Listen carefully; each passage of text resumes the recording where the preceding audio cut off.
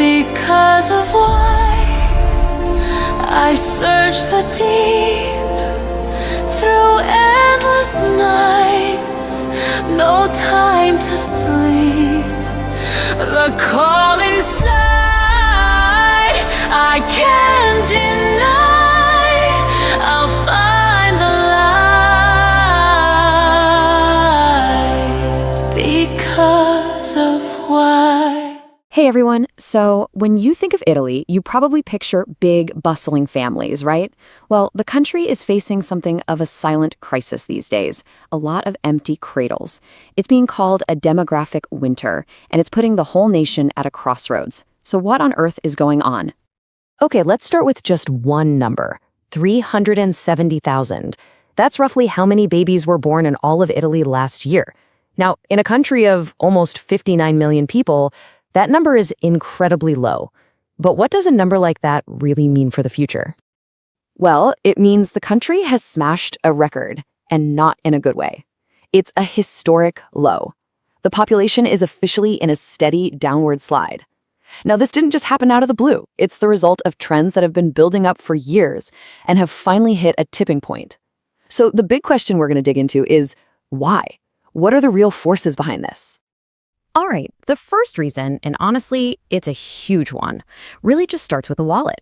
For a whole lot of young Italians, the dream of starting a family is slamming right into a pretty tough economic wall. I mean, just look at these numbers. It's a tale of two paychecks. The average salary in Italy isn't just a bit behind, it's 12% below the EU average, and a whopping 23% lower than in a place like Germany. And get this, here's the bigger picture. Italy is the only country in the entire OECD where real wages actually went down between 1990 and 2020. That kind of long-term stagnation means that financial foundation you need for kids, it just isn't there for a lot of people.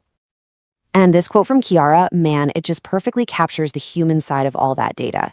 It's not just a number on a spreadsheet. It's a real feeling shared by an entire generation that's dealing with unstable work and flat wages, forcing them to push off having kids, or maybe not have them at all.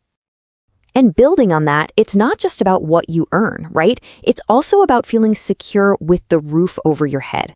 Now, you might assume this isn't a problem in Italy, but the reality is, well, it's a little more complicated than it looks. So at first glance, you see this number, and it looks amazing. Over 72% of Italians own their own home. That's a huge cultural sign of stability. So you think, okay, if so many people own property, how can housing be a hurdle? Well, it turns out that just owning a home isn't the magic ticket to starting a family.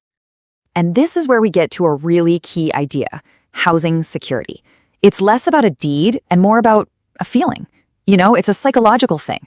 You could own a home, but feel totally crushed by the mortgage. Or you could rent with a stable, affordable lease and feel completely secure. And the research shows it's that feeling of stability, not the ownership itself, that really makes people feel ready to have a child. Okay, so beyond money and housing, there are these really deep social changes going on that are transforming the very idea of family in Italy. What's happening inside the home is just as important as what's happening out in the economy. This chart really shows a wild transformation. In just about 2 decades, the most common type of household has completely flipped. That classic couple with children model, it's not the norm anymore. It's actually been overtaken by people living alone. That points to a major cultural shift away from those traditional family setups. And even inside the households that do form, there's another challenge. People call it the second shift. Even though way more women are in the workforce, study after study shows they are still doing the lion's share of the housework and childcare. That second shift can make the thought of adding a child, or even a second one, a really tough calculation for a lot of women. Okay, so we've looked at some of the causes, but what are the consequences of this demographic winter?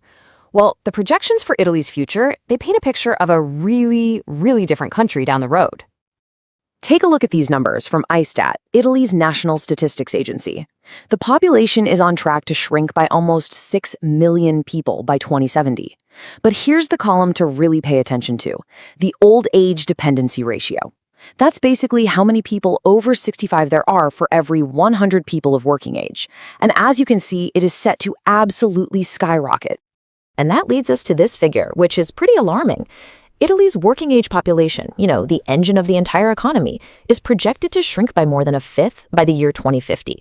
That is a massive loss of workers, of taxpayers, of innovators. And right there, that's the fundamental problem. Who pays for everything? When you have way fewer workers paying taxes and way more retirees needing pensions and healthcare, the country's whole economic model just comes under enormous strain.